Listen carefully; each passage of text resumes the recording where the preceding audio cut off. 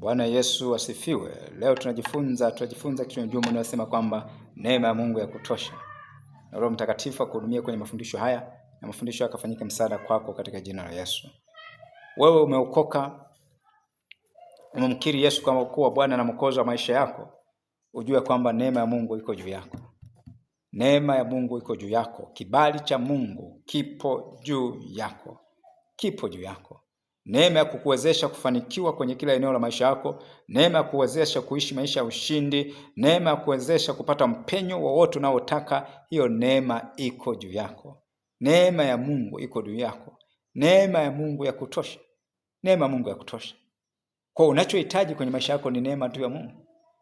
Na kwa nini tunajifunza haya? Tunajifunza kwa mtumishi wa Mungu Paulo. Wakati Mungu alipoachilia mateso yasiyo kawaida kwa Paulo akamuomba mara tatu. Mungu akasema kwamba neema yangu ya kutosha.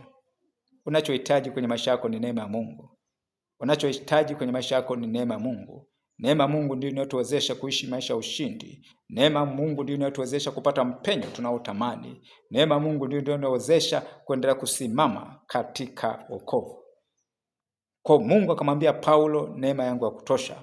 Tunaposoma kwenye Wakorintho wa pili 12:8-9, maandiko yanasema kwamba kwa ajili ya kitu hicho nalimsihi Bwana mara 3 kwamba kinitoke. 9, naye akaniambia, neema yangu ya kutosha. Neema yangu ya kutosha. Neema yangu ya kutosha. Kwa neema ya Mungu ya kutosha. Kama Mungu alimwambia mtume Paulo kwamba neema ya Mungu ya kutosha.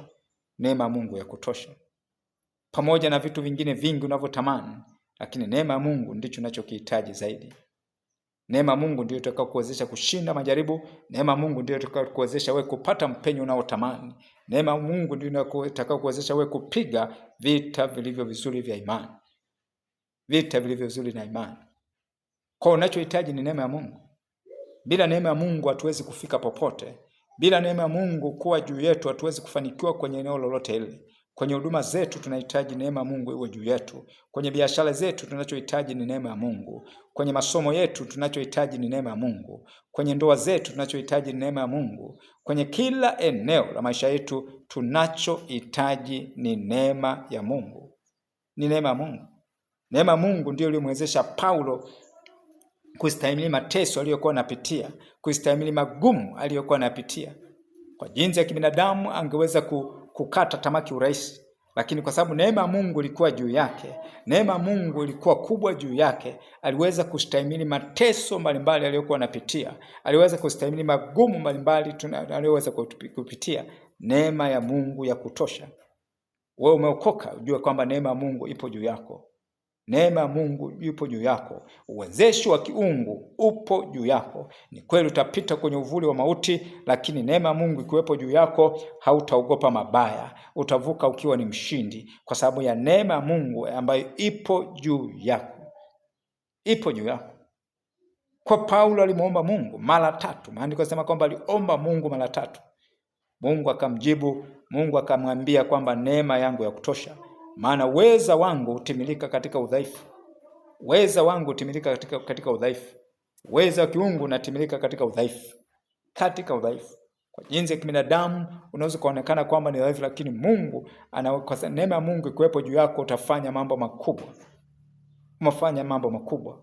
Neema ya Mungu ikiwepo pamoja na wewe utafanya biashara ndogo, lakini utaweza kusomesha watoto wako English medium. Utaweza kufanya mambo makubwa kuliko maprofesa ambao wanapokea mishahara mikubwa, lakini kwa sababu tu neema ya Mungu iko juu yako, uwezesho wa kiungu ukiwa juu yako, unaweza kufanya mambo ambayo kwa jinsi ya kibinadamu hayawezekaniki, lakini unaweza kufanya. Naweza kufanya. Neema ya Mungu ya kutosha.